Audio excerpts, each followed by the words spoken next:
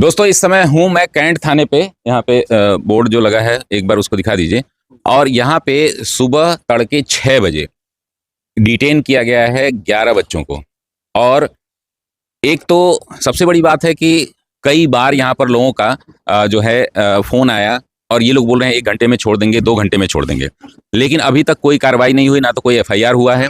और यहाँ पर कोई रिटर्निंग ऑफिसर भी नहीं है, कोई मतलब कोई ऑन ड्यूटी ऑफिसर भी नहीं है। यहाँ से एसएचओ सर का फोन नहीं उठ रहा है, सीयूजी नंबर नहीं उठ रहा है, और साथ ही यहाँ पर बच्चों के साथ बहुत मिसबिहेव हुआ है। यहाँ पर बच्चों को ना तो चाय के लिए पूछा गया, ना तो नाश्ते के लिए पूछा गया। सुबह से 6 बजे से इनको उठाया गया है, सभी का फोन जो है ले लिया गया। अभी यहाँ पर हमारे साथ सभी बच्चे हैं और 2 बच्चे जो है दृष्टि आईएएस कोचिंग के कंप्लेन पे भी आए हैं, इसको ध्यान में रखा जाए। 2 बच्चे जो है, और वहां पर हम लोगों ने मैनेजमेंट से बात की थी दृष्टि आईएएस के, उन्होंने कहा था कि बच्चों को हमने छुड़वा दिया है। जबकि यहाँ पर जो भी है, आइए 2 लोग जो आप दृष्टि आईएएस में गए थे, सिर्फ ये कहने कि आप लोग जो है आज कोचिंग जो है बंद रखिए। क्या नाम है आपका? शशांक। शशांक जी, आपको क्यों उठाया गया है यहाँ? पुलिस ने क्यों गिरफ्तार किया? दृष्टि के गेट पे मैं पहुंचा, वहां पे पहले से थोड़ी सी भीड़ थी। गेट पे ही उनके मैनेजर साहब बात कर रहे थे, तो मैंने कहा भैया गेट पे बात मत कीजिए, अंदर आने दीजिए, बात करते। तो उन्होंने कहा 5 लोग आ जाइए अंदर। फिर उन्होंने दूसरे गेट से एंट्री दी, जिसमें हम 5 लोग, 5 नहीं 6-7 लोग थे, वो अंदर गए। अंदर हमारे बड़े सीनियर लोग भी हमारे साथ थे, वो अंदर डिस्कशन करने लगे और मैं बाहर की तरफ निकल रहा था। और इतने में एसएचओ साहब धमकते हुए आए, सिविल लाइंस वाले, और उन्होंने उठा लिया।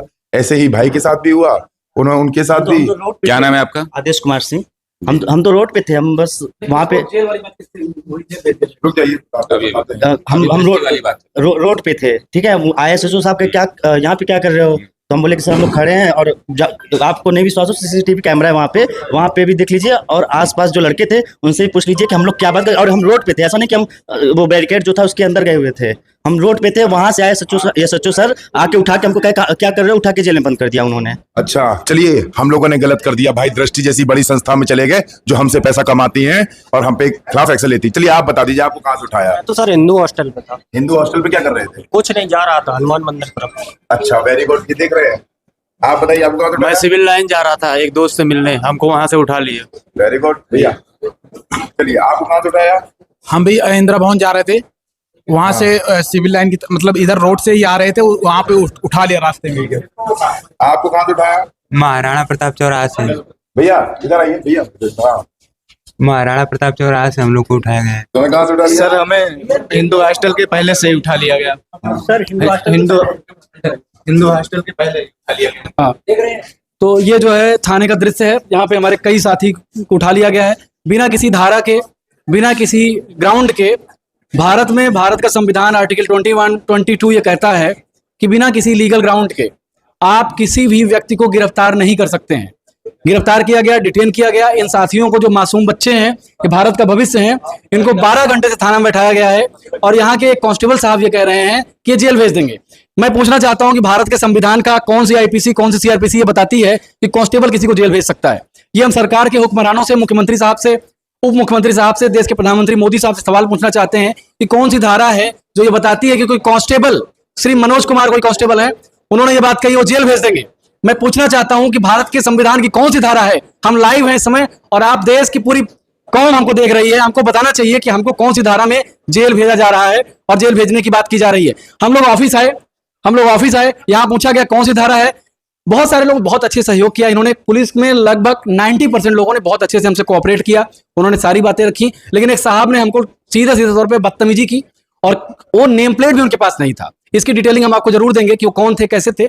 लेकिन ये अनकॉन्स्टिट्यूशनल चीजें जो योगी जी ये कहते हैं कि उत्तर प्रदेश को वो स्वच्छ बना रहे हैं, बेहतर बना रहे हैं, उन पर एक सवाल है कि क्या वाकई में भारत का लोकतंत्र इस दिशा में जा रहा है कि कोई कांस्टेबल देश के भावी अधिकारियों को जेल भेजने की धमकी दे? यहाँ कई लोगों को बुखार आ गया है, 12 घंटे से their phone has been detained, their body has been detained. उनके पास फोन उनका रख दिया गया, 1.5-1 लाख रुपए का फोन है, इनका फोन रख दिया गया, कोई रिसीविंग नहीं दी गई है। सीआरपीसी की धारा अपने आप में यह कहती है कि अगर आप किसी का सामान जब्त करते हैं तो आपको ये बताना पड़ेगा, आपको नोटिस देनी पड़ेगी, आपको रिसीविंग देनी पड़ेगी कि हमने आपका ये फला फला सामान जब्त किया है और किस धारा में किया है। ये बहुत इंपॉर्टेंट बात है। तो कैंट थाना जो इलाहाबाद का सबसे मशहूर थानाओं में एक है, वहां पे इस तरह की चीजें क्यों हो रही हैं, बड़ा डिसअपॉइंटिंग है, बड़ी दुखद कंडीशन है। यहाँ के छात्र देखिए, इनकी मासूमियत देखिए, ये भविष्य के साथ इनके साथ खिलवाड़ हो रहा है, सिस्टम तो खिलवाड़ कर ही रहा है, पुलिस ऑफिसर और पुलिस लोग भी इनके साथ खिलवाड़ कर रहे हैं। आपको बुखार हो गया है? हाँ, कब से डिटेन किया गया आपको? सुबह 10 बजे से। 10 बजे से। जी, कहाँ के रहने वाले हैं आप? हम मूल निवासी मिर्जापुर के हैं, बट यहाँ पे रहकर प्रिपरेशन करते सिविल के। प्रशासन ने आपको कोई दवाई वगैरह दी? नहीं, कुछ नहीं। अभी मेरे भाई, हमने इनसे बताया तो जाके अभी रात को 10 बजे जाके उन्होंने दवा लाके।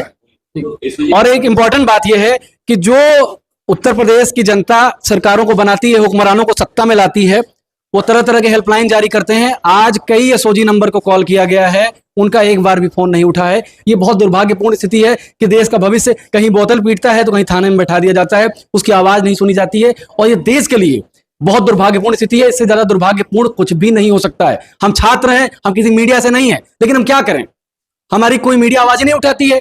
हम क्या करें, हमारे पास कोई साधन ही नहीं है, हमको एक माइक खरीदना पड़ता है और फोन से रिकॉर्ड करना पड़ता है। हालांकि मैं फिर कहूंगा, कैंट थाने के 90% अधिकारियों ने, 90% ऑफिसर्स ने, पुलिस अधिकारियों ने हमारे साथ बहुत अच्छा बिहेव किया और बहुत बेहतर तरीके से हमको हैंडल किया। लेकिन कुछ एक अधिकारी ऐसे हैं जो इस तरह से बिहेव कर रहे हैं, कांस्टेबल साहब हैं, वो बार बार ये कह रहे हैं कि आपको जेल भेज देंगे। ये बहुत डिसअपॉइंटिंग कंडीशन है। हम आपसे गुहार करते हैं, मुख्यमंत्री जी से गुहार करते हैं, प्रधानमंत्री जी से गुहार करते हैं कि आप लोकतंत्र में इस तरह की गतिविधियां ना होने दें कि किसी भी छात्र के भविष्य के साथ खिलवाड़ हो, और वो अगर अपनी आवाज उठाने जाता है, आर्टिकल 19 का उल्लंघन है, आर्टिकल 21 का उल्लंघन है, आर्टिकल 22 का उल्लंघन है। आप बने रहिए। नमस्कार।